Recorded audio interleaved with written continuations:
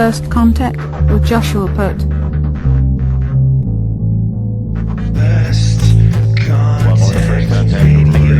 to First Contact Radio. Talk about all these things we're talking about is because in life, everything is energy. Every single thing that's out there. It's time to demand the truth. Hello and welcome to First Contact Radio. How's everybody doing tonight? Hopefully we will be off to a smoother start than last night. Didn't have the sound right, but it's Mercury retrograde. Those things do happen from time to time. So today is 1 week before the election. 1 week before the election. I'm sure we're going to hear lots of drama over the course of this next week. Let's see what we've got going on. Trump's been out and about doing the rallies. He's had 3 really good rallies today. If you haven't been keeping up on them or you want to be able to see the rallies every single day, he's out there doing one. Right Side Broadcasting is with them. You should check them out. A small group. They are funded by donations from viewers who support them, and because of that, they've been able to bring every single one of the events. They show the cameras. They're a really good group. So tomorrow we've got Arizona, Phoenix, Arizona, right here. Also, we've got Bullhead, Arizona, and Salem. He's out in Salem today. Okay, so check those out tomorrow if you want to see what's going on. Tucker Carlson had a piece tonight that was an exclusive interview I haven't seen anywhere else, and it's an interview with Bobulinski. I'm going to leave this interview for you to check out on your own. It's a 45-minute video, but it's well worth your watch. This is Bobulinski, the friend, the partner who was working with Hunter and with Joe Biden, and has come forward saying that Joe Biden wasn't completely honest about what he was saying because he did know about Hunter's dealings, and here is why. And he's coming forth saying these things because he feels that his name is really being put through the mud. His family's being put through the ringer by the Bidens and the people involved, because instead of verifying what he said, they're denying it and then making it worse. They're claiming it's Russian disinformation. So it's not right that that's going on. Nonetheless, he is talking about it. This is an excellent interview. You should definitely check it out. 49 minutes. If you haven't seen the episode tonight on Tucker, take time to watch the link here. And really, really good. I think you'll get a lot out of it. This other important bit of information here that's coming to light. U.S. hit Osama bin Laden in Iran for a decade after 9/11. Bush and Obama White Houses worked Saudi and Iranian deal to safeguard the terror leader. Color me surprised. Osama bin Laden, the founder and leader of terrorism conglomerate Al-Qaeda, who is responsible for the deadly and devastating September 11, 2001 attacks on U.S. soil, never was hiding in Afghanistan or its damp caves, according to explosive revelations in the new book from intelligence insiders and highly secret government documents. Thousands of Americans died that day and many more in the wretched aftermath. Instead, incredibly, bin Laden was whisked to a safe house in Iran following the deadly attacks on the World Trade Center in New York, the Pentagon, and the downing of the commercial jet in western Pennsylvania, targeting the White House. And the highest ranking U.S. officials in the George W. Bush and Barack Obama White Houses, and possibly the presidents themselves, knew where bin Laden was and did nothing to capture him, according to insider revelations and documents detailed in Mike Thomas Paine Moore's upcoming book, Paine, How We Dismantled the FBI in Our Pajamas. The book's revelations reveal the United States was working with Saudi Arabia and Iran to keep the bin Laden's living arrangements in Iran very quiet. One of the biggest scandals in the United States history is coming unraveled, Moore said. This is a national security travesty, and the people need to go to prison. The highest members of both administrations knew where bin Laden was tucked away, but sent U.S. troops to die in Afghanistan, looking for a ghost. Republican and Democrats working together to protect Al-Qaeda and sell out the United States. We have it documented. Moore said interviews with government intel operatives, informants, lawmakers, and top secret documents prove U.S. government officials ignored pleas from congressmen, federal agents, and even Democrat governor to capture bin Laden in Iran. Instead, such whistleblowers were investigated by Hillary Clinton's State Department, met with illegal wiretap taps, surveillance, and harassment.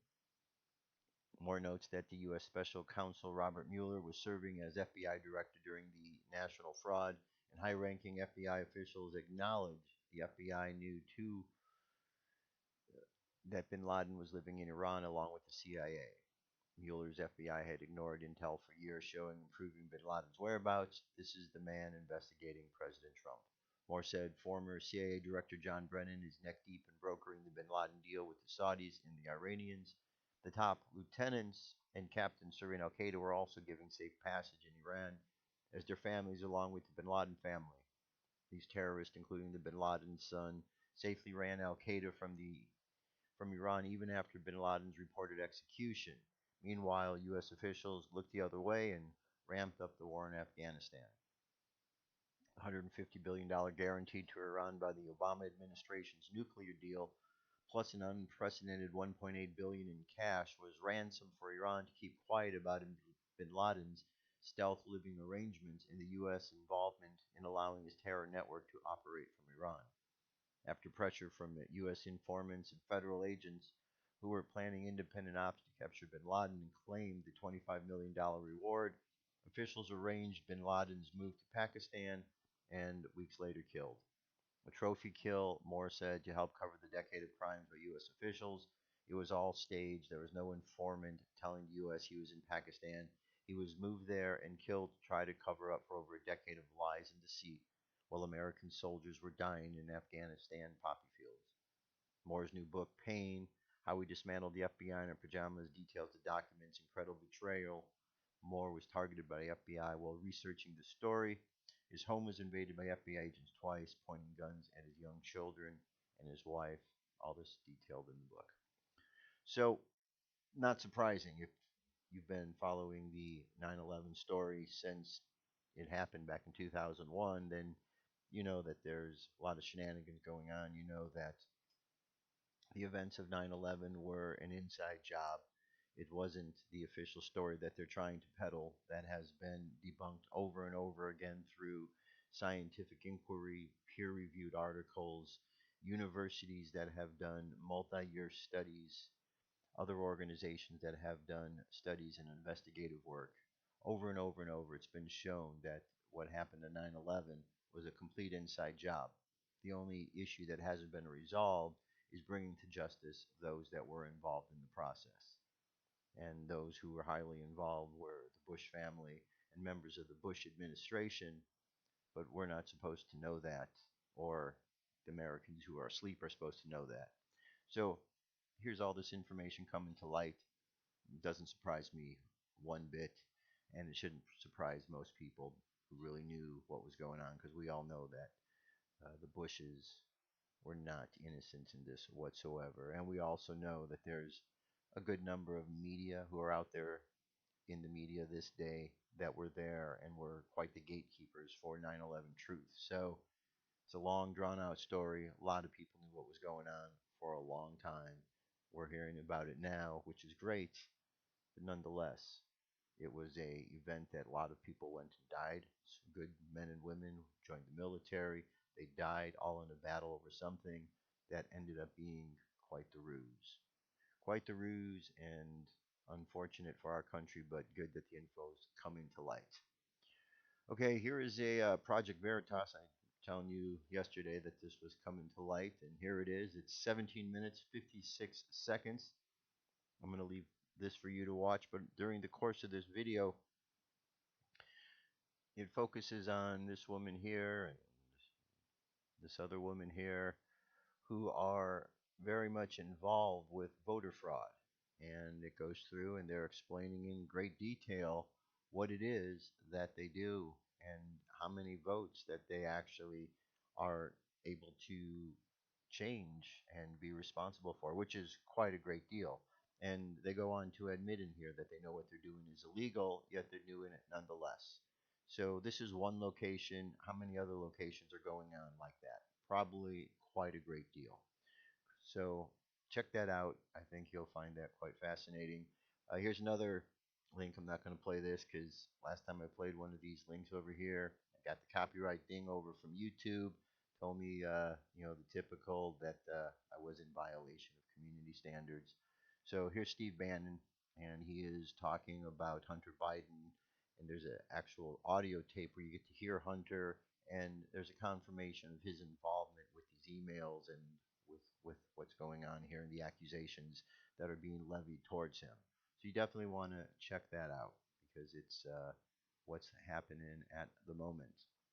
Now, here we want to jump over to the Keith Raniere story because there's still the blinders on by some who want to ignore the fact that there's human trafficking taking place. They pretend like it isn't real. They keep telling you, oh, this is made up. It's made up by the Trump administration. It's not happening. Yet we have the story of Keith Raniere, who I'm going to get into this. But we have this story. We have Jeffrey Epstein. We have Harvey Weinstein. We have one story after another that comes to light about another child trafficker brought to justice, another politician involved. There seem to be a lot of Democrat politicians that we're seeing that have been involved with this. All the while, we're being told by the same media covering them up that this doesn't exist. And then we find that the media who are telling us this doesn't exist, guys like Jeffrey Tubin, well, he decides he's going to be a bit frisky with himself on a Zoom call, only proving that he is the kind of creep that would do those kind of things online and then ultimately covering up other people doing other crimes. So, it's a bad scene all around. Bad scene all around. But here we have a New York Post article, Keith Raniere, first sex slave breaks her silence about Nxivm's monster. This is him right here. Keith Raniere's first sex slave broke her silence Tuesday to tell Brooklyn judge she is still so traumatized by the monster, Nxivm cult leader, that she can't even speak his name. He screwed with my mind for so long, said the emotional woman Camilla during the victim impact statements before Raniere's sentencing in federal court on charges including sex trafficking and racketeering.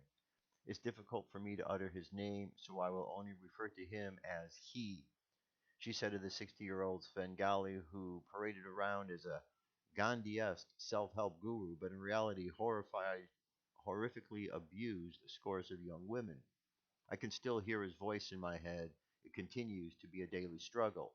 With Raniere staring at her the entire time, Camilla, whose tragic plight at Raniere's hands became a focus of his 2019 trial, even though she never testified herself, she said is finally speaking up in a bid to have the judge put him away so he can't hurt anyone else. Raniere faces 15 years to life behind bars. Camilla said she met the lecherous leader when she was 13, and from the start I could not feel comfortable around him, but others pushed her toward him. She and her two older sisters were eventually lured from their home in Mexico to join Raniere's upstate New York cult, and he eventually allegedly impregnated all three of the siblings, then forced them to have abortions. Camilla, who is now around 30, said she was a 15-year-old virgin when the then 45-year-old Raniere raped her September 18, 2015. She said she wanted to celebrate the date each year as their anniversary. She said he wanted to celebrate every year. He told me to keep the sex a secret, and he would ask me to sneak out of the home to meet me in a place where we were isolated from everyone. She told the court, adding that Raniere gave her sexually transmitted disease, HPV. He took naked pictures of me. The experience of being photographed is seared in my memory, said the woman whose porn victimization led prosecutors to charge Raniere with child pornography. She said Raniere branded her with initials as he did several other women, but to brand someone you allegedly care for is never normal. She said the creepy convict who liked to chow down on pizza and cake while eating his stable of sex slaves, rather thin, criticized her about her weight to the point where she developed an eating disorder. I'm 5'5". His goal for me was to weigh 100 pounds or less, she said. He robbed me of my youth. He used my innocence to do whatever he wanted with me. It has taken a long time for me to begin to process the trauma he caused. Today, I still have trouble identifying the line between normal relationship and abusive one, but I learned that survival is instinctive even in the most twisted circumstances. Her sister, Danella, who had testified that Rainier kept her in a single room for 2 years for kissing another, told sentencing judge Nicholas Grothius, as the court sentences Keith Raniere, I would like to remind you that he showed no mercy. He showed me and my little sister no mercy. He deserves no mercy.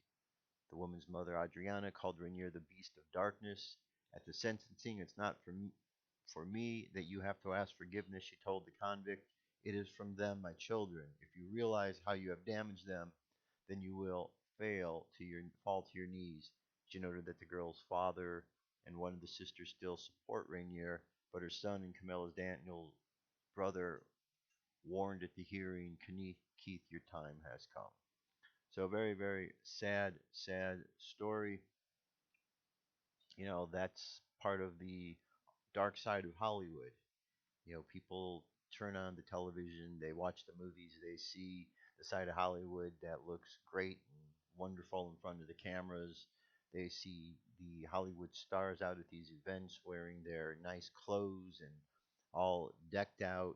And then they come forward and they say things that are intended to try to persuade people. This is because they've been put through the ringers out here in Hollywood. They've been put through challenges, and a lot of them are compromised. They're chewed up and they're spit out, and the ones who seem to survive, a lot of them have real horror stories because of what they've gone through. Cases like this. You got it's not just him, but you got the Harvey Weinstein. So, look how many predators just with those two, and these are just a couple of them. You have many others out here that you've heard about. Kevin Spacey, and on and on and on. So tough scene, but it's great that he's being brought to justice. It's great that she is getting the help and she's going through her recovery phase. And it's important that people realize that this is a real problem. It's not a made up issue that is being made up to win a political election. There's a problem with trafficking that has been going on for a long, long time, centuries. You can go all the way back into the biblical days, and they were trafficking humans back then, probably even before that. And if we go back to the stories of the Anunnaki, there was the breeding and the creation of humankind, you know, to make slaves, have a slave race. So there's something that from the outset is within our genes and within our history that has a very dark aspect to it. But then we have the other aspects, which is the heroic side that rises above these challenges and past the circumstances that we're having to deal with. Now, unfortunately, that story of Keith Raniere is not the only of its kind. Here's another one that's out there. This is called Trapped and Trafficked Part 2. They took a little piece of us that we can't replace. Former Portsmouth city probation officials accused of sex misconduct and trafficking in underage girls. So here we have, politicians, people that are supposed to be trustworthy. It says Portsmouth, Ohio, a one-way bus ticket and the promise of a modeling contract. It was the escape Linda Mills had long sought from a life, she said, filled with physical and sexual abuse. Instead, Mills said she was trafficked at age 15, sent to be a prostitute in Chicago by a member of local law enforcement. I trusted Phil Malone. I trusted him, said Mills. Not once did I ever think that he would steer me wrong. But it was betrayal at 15. You're law enforcement, you're supposed to serve and protect, and there was no serve and protect. Mills is one of four women to accuse Malone or his brother Mark Malone of inappropriate sexual conduct or exchanging sexual favors for light treatment from the Portsmouth City Probation Department, where they both worked. Two of these women, including Mills, says Phil Malone had sex with them when they were underage and either trafficked or tried to send them away for sex. So there's a little more to the story here, but again, the same horrific story that is out there. It's been going on, but we can, we need to understand that we may hear more of these stories come to light. And people need to understand that this has been going on underneath our noses. Thousands and thousands and thousands, hundreds of thousands of children disappear every year. They go somewhere, and we're now seeing that these organizations that have been trafficking children are being brought to justice. But part of the problem is that the networks that are trafficking them are so deep and have been going on for such a long time. So, what do we do? How do we protect ourselves? Well, I think the way that is the most important way is we connect ourselves with that higher aspect that runs through us, that higher power that flows through us. Because energetically, we are the end of the spectrum. Last week, we went through the three initiates, and the different principles of existence. And part of that principle were the idea of the polarities. And you got hot and cold, same pole. Well, in life, with all the energies moving, you have these energies that are polarities. And when we understand the aspect of how we can balance them out, even though we see something going on in the world that is physical, we also understand that there's an aspect of that that is the spiritual, non physical, that we need to go to find the balance. And that is where the idea of prayer comes in. That is where the idea of using words of power are important, because we help then to protect ourselves using tried and true words that others have used throughout long periods of time and have added their energies and vibration to them. And since everything is energy and everything is a vibration that continues to live on and on and on, by tapping into that vibration that is there, we are now tapping into a vibration that's going to help to protect us. Does it make sense? So for today, what I brought up is, we have the Matthew 24 we've been going over, which really kind of addresses the times we're in. I like to bring this up as a reminder because it really outlines the challenges, the revelation that we're going through, the deceptions that are going on. But the protections that we have, they come from the scriptures. Here we have gathered the best Bible verses about protection from the Word of God. Psalm 91. Okay, let's get into them. Psalm 34, 7 through 9. The angel of the Lord encamps around those who fear him, and he delivers them. Taste and see the Lord is good. Blessed is the one who takes refuge in him. Fear the Lord, you, his holy people, for those who fear him lack nothing. 2 Thessalonians 3, 3 through 5. But the Lord is faithful, and he will strengthen you and protect you from the evil one. We have confidence in the Lord that you are doing and will continue to do the things we command. May the Lord direct your hearts into God's love and Christ's perseverance. Isaiah 54, no weapon forged against you will prevail, and you will refute every tongue that accuses you. This is the heritage of the servants of the Lord. This is their vindication from me, declares the Lord. Psalm 17, keep me as the apple of your eye. Hide me in the shadow of your wings from the wicked who are out to destroy me, from my mortal enemies who surround me. They close up their callous hearts, and their mouths speak with arrogance. Isaiah 41, so do not fear, for I am with you. Do not be dismayed, for I am your God. I will strengthen you and help you. I will uphold you with my righteous hand. All who rage against you will surely be ashamed and disgraced. Those who oppose you will be as nothing to perish. Though you search for your enemies, you will not find them. Those who wage war against you will be as nothing at all. Psalm 23, the Lord is my shepherd. I lack nothing. He makes me lie down in the green pastures. He leads me beside still waters. He refreshes my soul. He guides me along the right paths. For his name's sake, even though I walk through the darkest valley, I will fear no evil, for you are with me. Your rod and your staff, they comfort me. You prepare a table before me in the presence of mine enemies. You anoint my head with oil. My cup overflows. Surely your goodness and mercy shall follow me all the days of my life, and I will dwell in the house of the Lord forever. Deuteronomy 31:6. Be strong and courageous. Do not fear or be afraid because of them, for the Lord your God goes with you. He will never leave or forsake you. Timothy 4:18-20. The Lord will rescue me from every evil attack and will bring me safely to his heavenly kingdom. To him be glory forever and ever.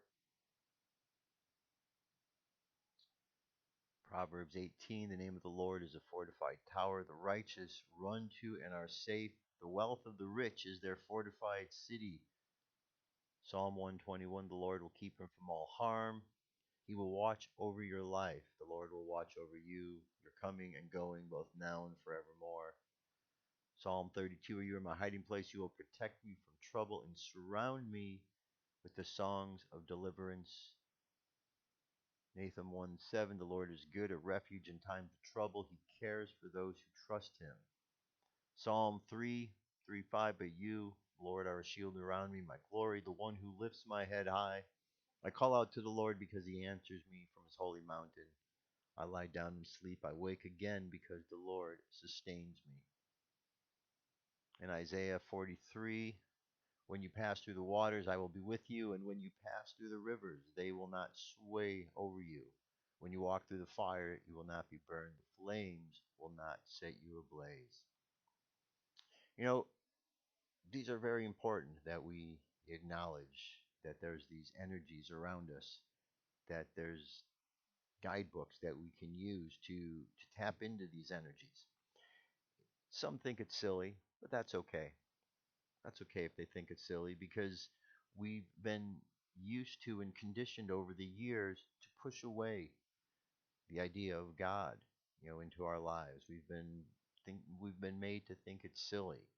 The word God has taken on different meanings and misused by some, so it doesn't really seem to have meaning for some people, and others it has great meaning.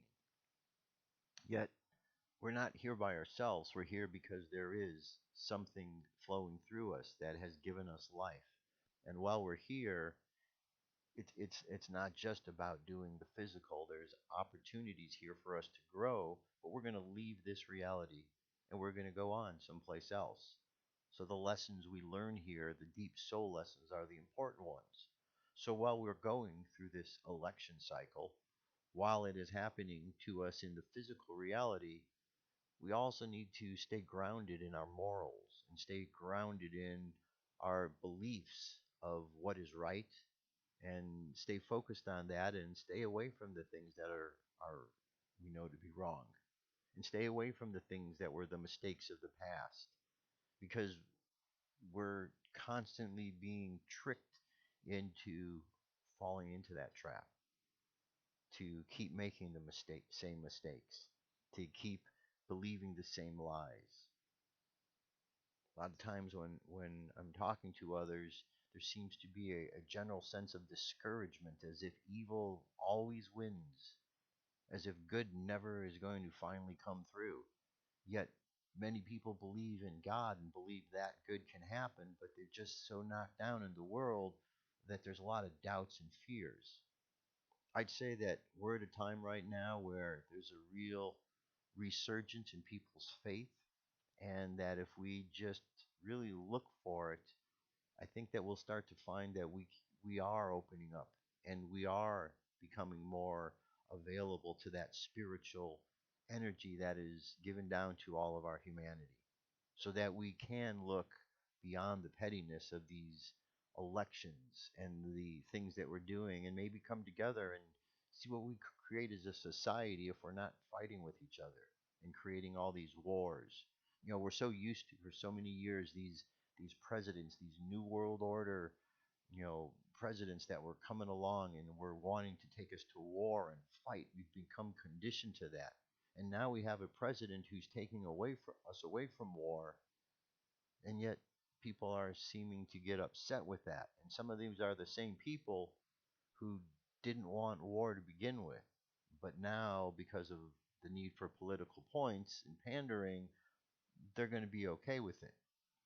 We can't do that anymore. We can't play that game. We have to start being truthful and honest, and we have to start being fair. We know what fair is. We know what truth is. We know what lies are, and we just have to keep trusting the process. So I think it's good that we let the Spirit in. We always have to. I like to lead with it. I lead with trust God, and I just kind of go everything from there. So I want to leave today with one final piece here. This is one that I think is very important through these times, especially as we are as we are getting closer to this election, this is one last important piece. If you recall, over the last several years, amidst all of the hatred towards Donald Trump, there's always seems to have been this dark group of energies out there that want to cast these spells against Trump, right? You've heard about them. There's in Hollywood, there's places where there's black magic shops, there's been articles and papers. You've probably seen them, you've probably heard them. So, not a problem. We've got Halloween coming up, which many, like to use as a time when they can think they're amplifying whatever dark energies they have. So, it's important to be aware of that because if somebody is out there really trying to throw some real dark energy to help them along the way, they might utilize these upcoming days as times to try to accentuate that energy. So all we need to do is just counteract that. God's bigger than any of that energy, so it's not even to worry about it. It's just to be aware of what's going on, and then do your part. Put the protections on. Henceforth, the armor of God. So Ephesians 6:11-17. Just keep reminding yourself of this one. Put on the whole armor of God, that ye may be able to stand against the wiles of the devil. For we wrestle not against flesh and blood, but against the principalities, against powers, against the rulers of darkness of this world, against spiritual wickedness in the high places. One more time, this is important. We're not wrestling with humans. We're not wrestling with other humans that are flesh and blood. We're wrestling against things that we can't necessarily see. The principalities, the powers, the rulers of darkness. Okay, that's why we put on the armor of God, that we may be able to stand all that is going on in that evil day. So when the devil is throwing that energy at you, we just stand against that. Bounces right off the armor, right off the shields. It says, stand therefore, having your loins girt about with truth, and having on the breastplate of righteousness, your feet shod with the preparation of the gospel of peace, and above all the shield of faith, wherewith ye shall be able to quench all the fiery darts of the wicked. Take the helmet of salvation, the sword of the Spirit, which is the word of God. That's it, my friends. Put on the armor. Stay safe. Be good. God wins in the end. That's it. I'll talk to you tomorrow. Peace. I'm out of here.